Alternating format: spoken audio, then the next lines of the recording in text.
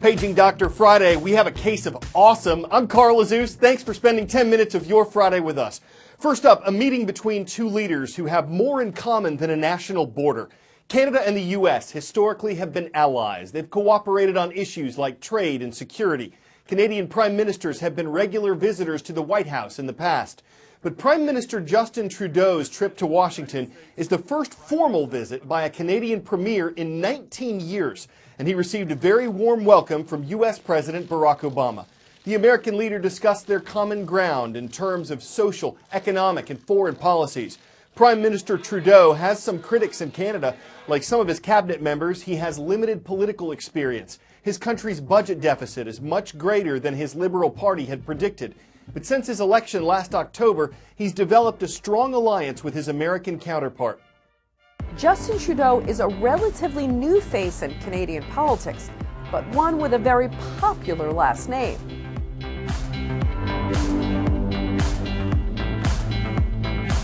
With a stunning victory in Canada's recent general election, Trudeau ended a decade of conservative rule in Canada. He was born in 1971 while his father, Pierre Trudeau, was prime minister. His popularity was so great it was dubbed Trudeau-mania.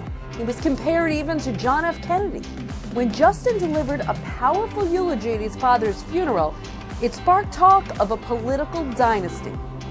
The former schoolteacher took his time getting into politics, trying his hand at acting, charity boxing, even coaching bungee jumpers. But after his father's death, he became more politically active, winning a seat in Parliament in 2008. Skeptics said he was too young and inexperienced to become prime minister, but by all accounts, he ran a very impressive campaign, sweeping the Liberals to victory. For years, the Conservative Prime Minister Stephen Harper kept the economy running relatively smoothly. He kept taxes low, and he ran a very robust foreign policy aimed at taking on terrorists. By contrast, Trudeau is promising to pull out of counterterrorism operations in the Middle East, restore ties with Iran, and he also wants to bring 25,000 Syrian refugees to Canada. Back home, the father of three intends to raise taxes on the wealthy and double spending on public infrastructure and push a very aggressive climate change agenda.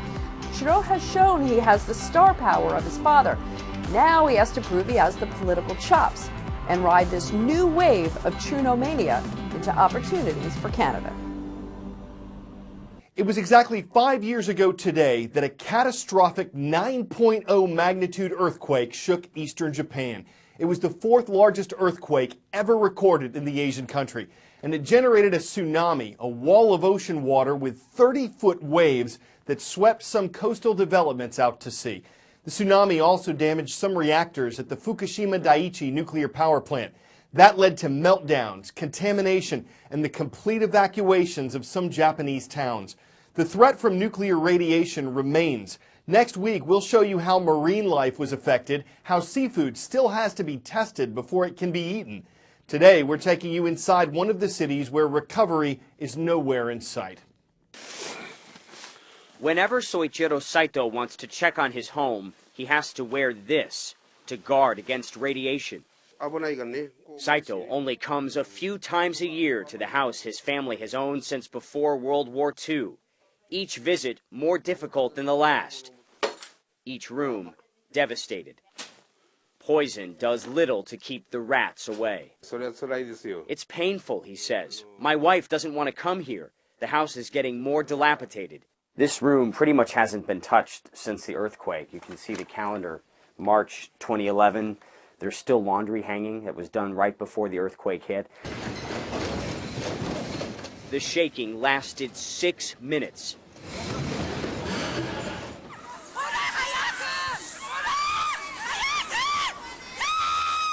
Tsunami waves soon after. Icy cold, consuming coastal towns. 5 years ago, on March 11th, 2011, almost 20,000 people died. Many, spared by nature, would soon face a man-made disaster.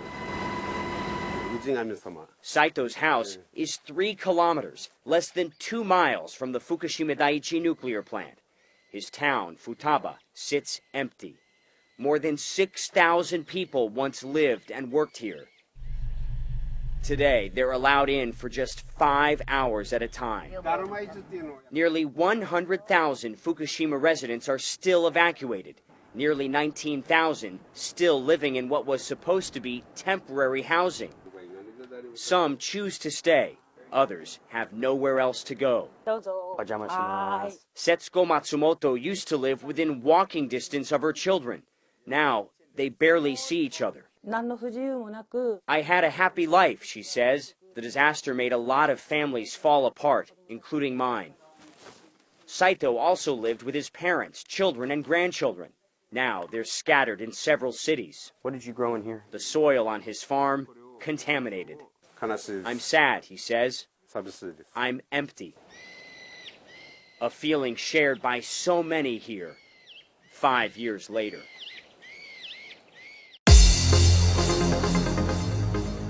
Catching up now with 3 of the groups watching our show. These are from yesterday's transcript page at cnnstudentnews.com.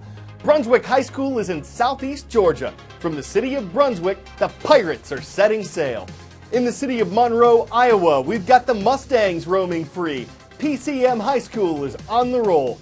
And though Shanghai isn't China's capital, it's the Asian country's most populated city, and it's home to Shanghai Experimental School. Would it be possible to grow plants on Mars? If you saw the movie The Martian, you saw one kind of unsavory idea about how to do that. This Dutch ecologist recently did an experiment to see if it'd be possible using other substances. He got some simulated soil from NASA. Basically, it's a type of dirt that has a similar composition to the soil found on Mars and the Moon. His team added grass as a fertilizer and grew crops in trays. And it worked! They succeeded in growing tomatoes, peas, radishes, and rye. But there was a problem, and it's a big one. The soil has significant amounts of heavy metals like arsenic and lead. And if these substances wound up in the plants themselves, they could be toxic to anyone who ate them. So the next step is for the team to determine how much, if any, of these metals are in the grown crops and whether they'd be safe to eat. Another experiment before we go. Swedish musician Martin Molin was fascinated with antique mechanical devices that make music. So he set out to build his own using 2,000 marbles to produce sound. The Wintergatan marble machine is ridiculously complicated. It's like a musical Rube Goldberg device. It took him more than a year to put it together and perfect it, but it's programmable, allowing him to change up the sounds it makes. And overall, it sounds amazing.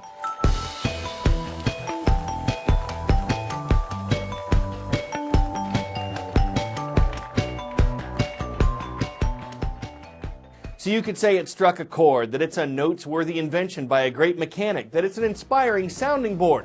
One thing's clear as a bell about the man behind the machine: he hasn't lost his marbles. I'm Carl Azus, and saying happy weekend is music to our ears.